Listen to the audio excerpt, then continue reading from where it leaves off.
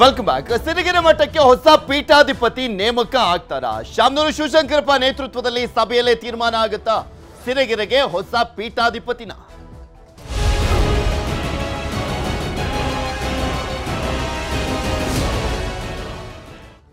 ರಾಜ್ಯದ ಅತ್ಯಂತ ಪ್ರತಿಷ್ಠಿತ ಮಠಗಳ ಪೈಕಿ ಸಿರಿಗೆರೆ ಮಠ ಕೂಡ ಒಂದು. ತಳ್ಳುಬಾಳು ಮಠ ಇದೆಯಲ್ಲ, ಅದು ಅತ್ಯಂತ ಪ್ರತಿಷ್ಠಿತ ಮಠಗಳ ಪೈಕಿ ಒಂದು. ಚಿತ್ರದುರ್ಗದ ಸಿರಿಗೆರೆ ಮಠಕ್ಕೆ ಈಗ ಹೊಸ ಪೀಠಾಧಿಪತಿಯನ್ನ ನೇಮಕ ಮಾಡಲಾಗುತ್ತಾ ಅನ್ನುವಂಥ ಪ್ರಶ್ನೆ ಇದೆ. ಇದು ಸಾಕಷ್ಟು ವರ್ಷಗಳಿಂದ ಒಂದು ಸ್ವಲ್ಪ ಜಟಾಪಟಿ ನೆಡ್ಕೊಂಡೇ ಬರ್ತಾ ಇದೆ. ಪರ ವಿರೋಧ ಚರ್ಚೆ ಆಗ್ತಾನೆ ಇರುವಂಥದ್ದು. ಈ ಹಿಂದೆ ಗಲಾಟೆನೂ ಕೂಡ ಆಗಿತ್ತು ಇದೇ ವಿಚಾರಕ್ಕೆ ಸಂಬಂಧಪಟ್ಟಂತೆ.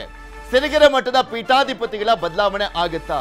ಯಾಕೆಂದ್ರೆ ಇವತ್ತು ಶಾಮನೂರು ಶಿವಶಂಕರಪ್ಪ ನೇತೃತ್ವದಲ್ಲಿ ಸಭೆಯನ್ನ ಮಾಡಲಾಗ್ತಾ ಇದೆ. ಅಖಿಲ ಭಾರತ ವೀರಶೈವ ಲಿಂಗಾಯತ ಮಹಾಸಭಾದ ಅಧ್ಯಕ್ಷರು, ಅದರ ಜೊತೆಗೆ ಸಾದರ ಕಮ್ಯುನಿಟಿಗೆ ಸೇರಿರುವಂತವರು ಶಿವಶಂಕರಪ್ಪನವರು. ಸಾದರ ಲಿಂಗಾಯತ ಮುಖಂಡರಿಂದ ಮಹತ್ವದ ಸಭೆಯನ್ನು ಮಾಡಲಾಗ್ತದೆ.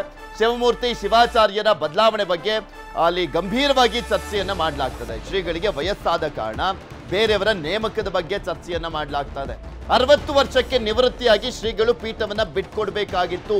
ಆದ್ರೆ ಅವರಿಗೆ 78 ವರ್ಷ ಆದರೂ ಕೂಡ ಬಿಟ್ಕೊಟ್ಟಿಲ್ಲ ಅನ್ನುವಂಥದ್ರ ಬಗ್ಗೆ ಸಾಕಷ್ಟು ಆಕ್ರೋಶವನ್ನ ಕೂಡ ವ್ಯಕ್ತಪಡಿಸಲಾಗಿದೆ. ಇಲ್ಲಿ ಪ್ರಮುಖವಾಗಿ ನೋಡ್ತಾ ಹೋದಾದ್ರೆ ಒಂದು ಮಟ್ಟದಲ್ಲಿ ಕೆಲವೊಂದು ಅವ್ಯವಹಾರಗಳು ಕೂಡ ಆಗಿದೆ ಅನ್ನುವಂಥ ಆರೋಪವನ್ನ ಮಾಡಲಾಗ್ತಾ ಇತ್ತು.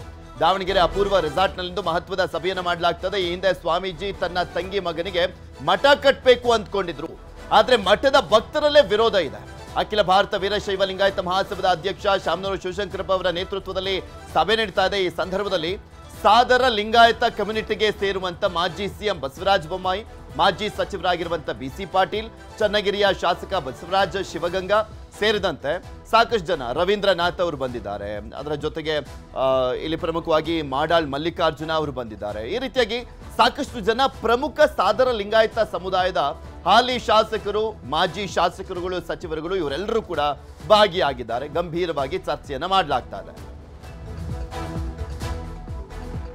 ಒಂದ್ ಕಡೆ ಪೀಠಾಧಿಪತಿಯನ್ನ ನೇಮಕ ಮಾಡಬೇಕು ಅನ್ನುವಂಥ ನಿಟ್ಟಿನಲ್ಲಿ ಗಂಭೀರ ಚರ್ಚೆ ನಡೀತಾ ಇದ್ರೆ, ಮತ್ತೊಂದ್ ಕಡೆ ಸಿರಿಗೆರೆ ಶ್ರೀಗಳ ಬದಲಾವಣೆ ಸಭೆಗೆ ಆಕ್ರೋಶವನ್ನ ಮತ್ತೊಂದು ಗುಂಪು ವ್ಯಕ್ತಪಡಿಸಿದೆ. ಮಠದ ಪರ ಸಂಘದಿಂದ ಪತ್ರಿಕಾ ಪ್ರಕಟಣೆಯನ್ನ ಮಾಡಲಾಗಿದೆ. ಶ್ರೀಮದ್ ಸಾಧು ಸದ್ಧರ್ಮ ವೀರಶೈವ ಸಂಘ ಅವರೊಂದು ಪತ್ರಿಕಾ ಪ್ರಕಟಣೆಯನ್ನ ಹೊರಡಿಸಿದ್ದಾರೆ.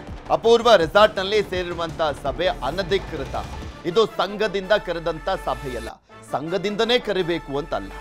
ಆಕ್ಚುಲಿ ಮಠ ಅಂತ ಬಂದಂಥ ಸಂದರ್ಭದಲ್ಲಿ ಅದಕ್ಕೆ ಆದಂಥ ಭಕ್ತರಿರ್ತಾರೆ, ಹಿರಿಯ ನಾಯಕರುಗಳಿರ್ತಾರೆ, ಹಿರಿಯ ಮುಖಂಡರುಗಳಿರ್ತಾರೆ, ಆ ಸಮುದಾಯಕ್ಕೆ ಸೇರಿದಂಥ ಅವರೆಲ್ಲರೂ ಕೂಡ ಸೇರಿದ್ದಾರೆ. ಅದಕ್ಕೆ ಇವರು ವಿರೋಧವನ್ನ ವ್ಯಕ್ತಪಡಿಸ್ತಾ ಇದ್ದಾರೆ.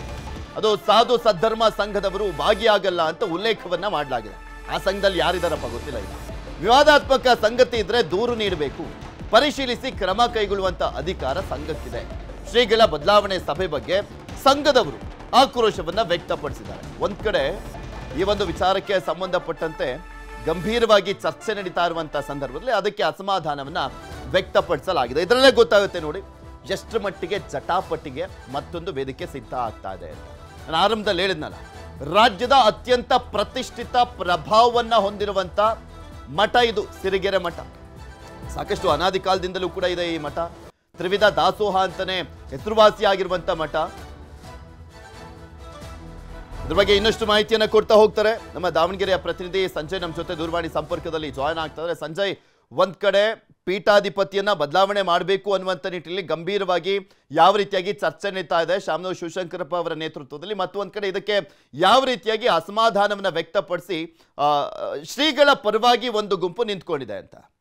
ಹೌದು ಪೃಥ್ವಿರಾಜ್, ಏನು ರಾಜ್ಯದಲ್ಲಿ ಪ್ರತಿಷ್ಠಿತ ಒಂದು ಸಮುದಾಯ ಅಂತಾನೆ ಹೇಳ್ಬೋದು. ಯಾಕಂದ್ರೆ ಸಾದರ ಲಿಂಗಾಯತ ಸಮುದಾಯ ಈಗ ಈ ಹಿಂದಿನ ಸಾಕಷ್ಟು ಇದ್ರ ಬಗ್ಗೆ ಒಂದು ವಿವಾದ ಇರುತ್ತೆ. ಅಂದ್ರೆ ಈಗ ಇರುವಂತಹ ಸ್ವಾಮಿ ಶಿವಮೂರ್ತಿ ಶಿವಾಚಾರ್ಯ ಏನಿದ್ರೆ ಅವ್ರನ್ನ ಬದಲಾವಣೆ ಮಾಡ್ಬೇಕು ಅಂತ ಹೇಳಿ ಸಾಕಷ್ಟು ಒಂದಿಷ್ಟು ಧ್ವನಿ ಇದ್ದಿತ್ತು. ಆದ್ರೆ ಆ ಬಳಿಕ ಒಂದಿಷ್ಟು ಅವಾಗ ಸ್ವಾಮೀಜಿ ಕೂಡ ಒಂದು ಪೀಠ ತ್ಯಾಗ ಮಾಡ್ತೀನಿ ನಾನು ಸಮಯ ಬಂದಾಗ ಅಂತ ಹೇಳಿ ಅವ್ರನ್ನ ಮುಂದೆ ದಾಟಿಸಿದ್ರು. ಹಾಗಾಗಿ ಇನ್ನೂ ಕೂಡ ಯಾಕಂದ್ರೆ 60ನೇ ವಯಸ್ಸಿಗೆ ಪೀಠ ತ್ಯಾಗ ಮಾಡಬೇಕಾಗಿತ್ತು ಸ್ವಾಮೀಜಿ.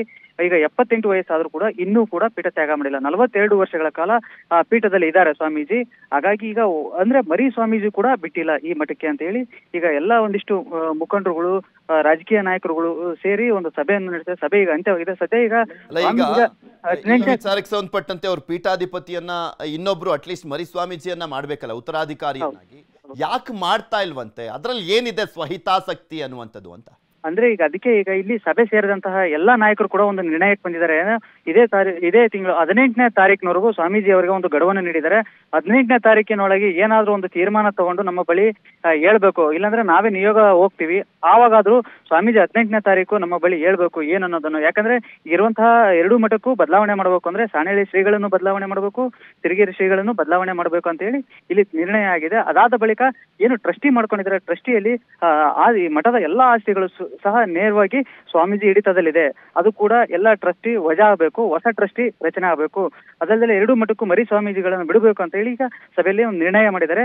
ಇದು 18ನೇ ತಾರೀಕು ಆದ ಬಳಿಕ ಏನು ಈ ನಿರ್ಣಯಗಳಿಗೆ ಒಪ್ಪದೇ ಇದ್ರೆ ಸ್ವಾಮೀಜಿ ನಮ್ಗೆ ಇಳಿಸೋದು ಗೊತ್ತು, ಸ್ವಾಮೀಜಿನ ಕೂರ್ಸೋದು ಗೊತ್ತು ಅನ್ನೋ ಒಂದು ಮಾತನ್ನ ಈಗ ಸಭೆಯಲ್ಲಿ ತೀರ್ಮಾನ ತಗೊಂಡ್ರೆ 18ನೇ ತಾರೀಕು ಸಂಪೂರ್ಣವಾಗಿ ಇದರ ಚಿತ್ರಣ ಗೊತ್ತಾಗ ಸ್ವಾಮೀಜಿ ಬದಲಾಗ್ತಾರಾ ಅಥವಾ ಅದೇ ಸ್ವಾಮೀಜಿ ಕಂಟಿನ್ಯೂ ಆಗ್ತಾರ ಅನ್ನೋದ್ರ ಬಗ್ಗೆ ಚಿತ್ರಣ ಗೊತ್ತಾಗಲಿದೆ. ಪೃಥ್ವಿರಾಜ್, ಕನ್ನಡಿಗರ ಮೆಚ್ಚಿನ ನಿಮ್ಮ ನ್ಯೂಸ್ 18 ಕನ್ನಡ ಈಗ ವಾಟ್ಸ್ಆಪ್ ನಲ್ಲಿಯೂ ಲಭ್ಯ.